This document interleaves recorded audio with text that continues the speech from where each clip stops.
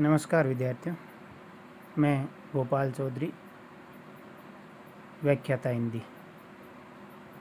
आज हम अनिवार्य हिंदी कक्षा 12 पुस्तक आरोह, कवि हरिवंश राय बच्चन और उनकी कविता आत्म परिचय से संबंधित कुछ प्रश्न जो छोटे छोटे बना करके आपके समक्ष लेकर आया हूँ, जिसमें आपको भावार्थ समझने में आसानी रहेगी।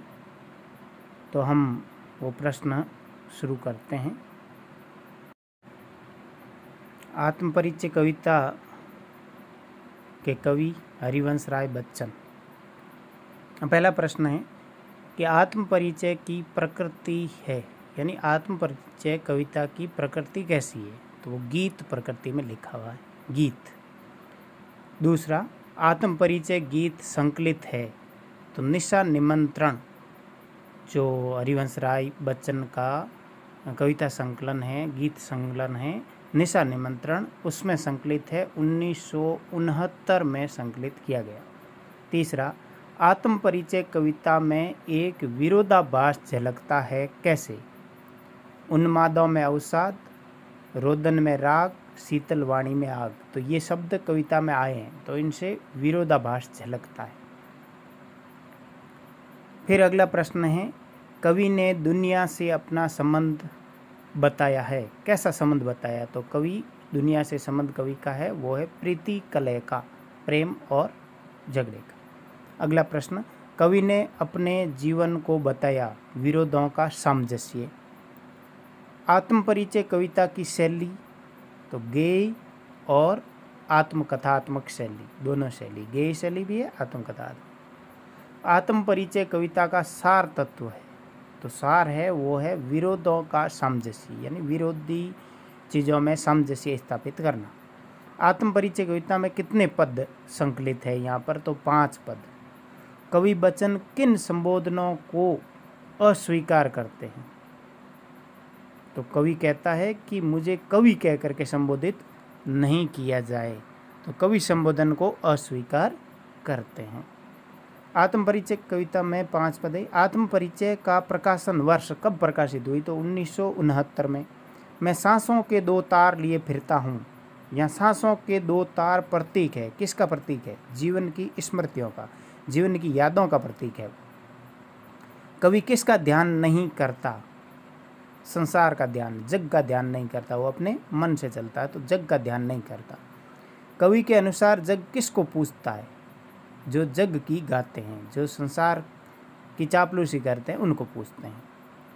कवि किसका गान करता है? कवि सिर्फ अपने मन का गान करता है। मैं निज उर के उद्गार लिए फिरता हूँ, यहाँ उद्गार से क्या तात्पर्य है?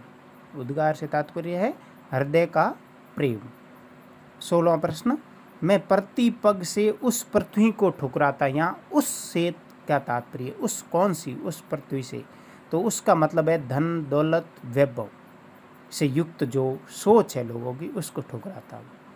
मैं बना बना कितने जग रोज मिटाता, यहाँ जग से तात्पर्य है, जग से मतलब है नए आदर्श, नए आदर्श बनाते हैं वो रोज, और जो पसंद नहीं आते हैं तो ठुकरा देते हैं और नए बना देते हैं। अगला प्रश्न, मैं सीख रहा हूँ सीखा ज्ञान भुलाना, यहाँ सीखा ज्ञान भुलाने से क्या तात्पर्य है?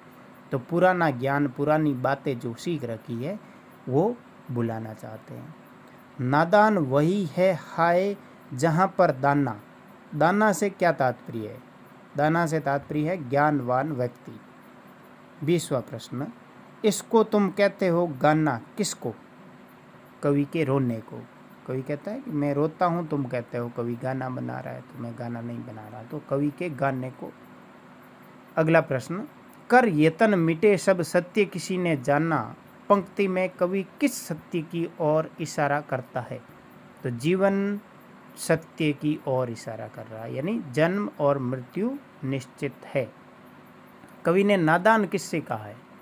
जो जानबूझकर सांसारिक लोभ मोह के चक्कर में पड़ते हैं, वो नादान।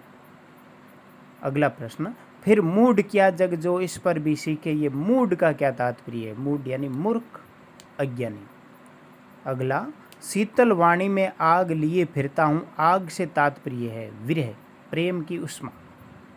हो जिस पर भूपों के प्रासाद निछावर, किस पर? खंडर पर। कौन से खंडर? प्रेम की बिखरी हुई यादों के खंडर पर। मैं उस खंडहर का भाग लिए फिरता हूँ, यहाँ पर खंडर किसे कहा गया है? अपने जीवन को, जीवन की अंतिम अवस्था को उन्होंने खंडहर कहा। अपने जीवन को, अपने जीवन की अंतिम अवस्था को, अपनी यादों को खंडहर बताया है।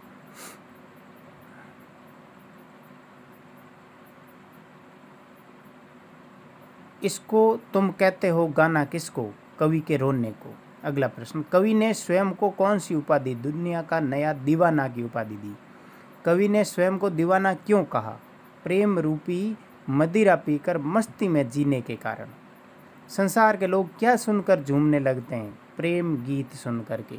अगला प्रश्न, कवि अंत में कौन सा संदेश देता है? मस्ती का संदेश देता है। कवि किसका भार लिए फिरता है? जग जीवन का भार लिए फिरता है। मैं जग जीवन का भार लिए फिरता हूँ, पंक्ति में भाव है कुंठा का भाव।